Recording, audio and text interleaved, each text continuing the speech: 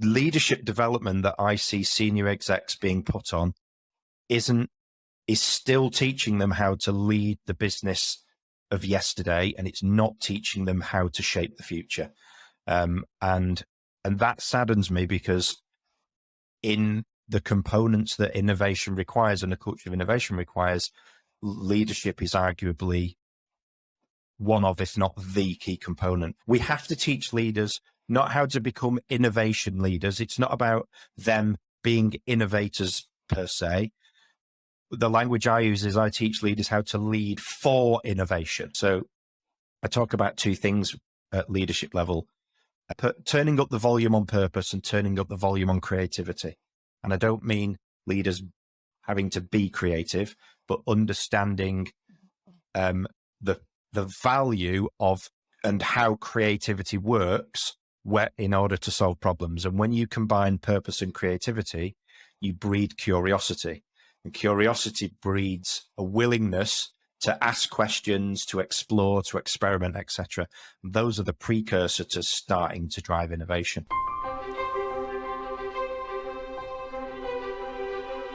So innovation is about, and should be about, the introduction of things that are new or different. So innovation isn't about putting another element on the periodic table. It's not about creating something that never ever existed before. So it can either be new or it can be just something different or something applied in a different way. So that's the first thing, new or different. So it's got to be intriguing. It's got to be different. The second thing is it must solve a genuine problem.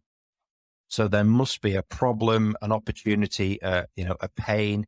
If we look at things like value proposition design, we talk about pains and gains. So the second component is it must solve a genuine problem. The third part is, and again, referring to value proposition design, I think innovation is about making things better. So it's not just about solving the problem. It's then about the third component. What else do we add? How cool, how great, how accessible do we make it, etc. And then the fourth thing is, and I'm very, very careful with this definition, not to talk about ROI or money or something fiscal, which is always the thing that gets tagged to innovation. So the fourth component is, as the creator of the solution, what do we get? What's in it for us? So the definition for me is innovation. We are innovating when we're creating solutions that are new and different, that solve genuine problems, that add value over and above the solution, and that generate a return for us as the creator. Innovation isn't just about new products. It's not just about technology. The amount of companies that I go into where they say, hey, Chris, our innovation program is not working. We're not getting the return on the investment for innovation. And I sit down in the boardroom and they present me their digital transformation strategy. And I'm like, okay, well, what's this? Well, this is our innovation. And it's like, no, it's not. Or similarly, I'll get presented with an innovation strategy that's just not paying off. And all it is a quest for new product. Challenges that we face now. A classic example, and this is an example I use with all senior teams. If I sit the global head of business growth and, sales and growth down in a boardroom, I say, right, Dave, whatever, what does innovation mean for you? If your organization builds, demonstrable capability to innovate, what does it mean for you? And Dave's going to say, well, sales growth, market share, we're going to hit our targets, etc. The typical metrics by which organizations say, this is why we need to innovate. If I then sit the global HR director down and say, I don't know, Deborah, what does innovation mean for you?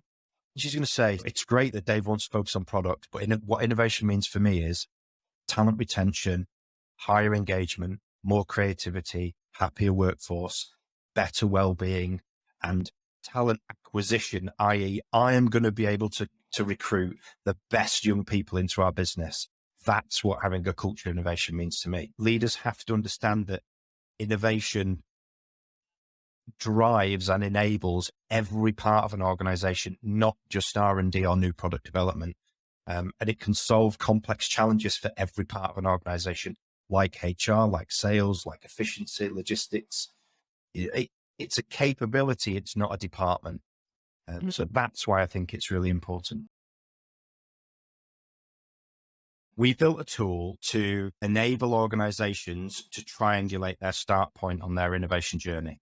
And the reason we did that was, what I've noticed over the past several years is senior people, whether it's CIOs, CEOs, whatever, have said, right, we're going to now embark on this transformation journey around innovation. We're going to build a culture, and they would set off with this beautiful destination in mind.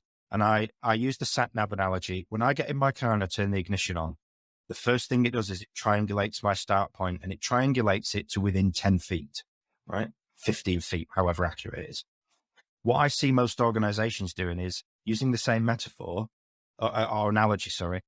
They get in their car, they turn the ignition, their sat nav's broken and it can't triangulate their start point, but they put the destination in and they press go, right? So they head off, they go, I want to go there, this beautiful vision of a future culture and a future state, and it's all going to be innovation, and we've got these values and we're going to build this and build that. They don't know their start point. So the first bit of advice is build this picture of the future, and however beautiful it is, recognize exactly where you're starting from so that you can plot the most efficient journey. The second thing is they need to ask themselves 3 questions. The first one is, I believe innovation is fundamentally about the pursuit of better, right? Of better businesses, better business models, better leadership. We have problems and opportunities. Innovation is the conduit that gets us from there's a problem to there's a better solution, right? Purpose is also about the pursuit of better. The whole concept of purpose is, I believe that there's something better, and my purpose is trying to get there, right? So the first thing is figure out, has the organization got a really, really clear purpose? And if it has it then got a very, very clear innovation strategy? Not is innovation as a word in the traditional corporate strategy. Do you have an innovation strategy? And then are they both absolutely aligned? The second question is building that journey, building a culture of innovation. For me, is it's a conscious leadership decision. You have to choose as a leader that you want to pursue it, because it's bloody hard work, right? It's not difficult, right? It's not rocket science, but it's hard work and it takes time, right? So you have to consciously pursue that as a leader. So the second question is figure out what decisions you're consciously making in pursuit of that innovation culture, but also try and figure out what decisions you're subconsciously making that maybe are getting in the way of that. And that's about, learning and unlearning just to some extent. And then the third and final thing is we can't influence results, right? We can influence behavior, we can influence practices, processes. So, and those in turn deliver the outcomes we want. So ask the fundamental question, will the current processes, practices, behaviors, and culture that we have today, will they enable us to shape the future? And if the answer to any of those 3 questions is no, then you have to go back and say, right, how do we answer that? How do we align those strategies? How do we figure out what conscious decisions we're making, and what does the culture need to look like for us to be able to shape the future?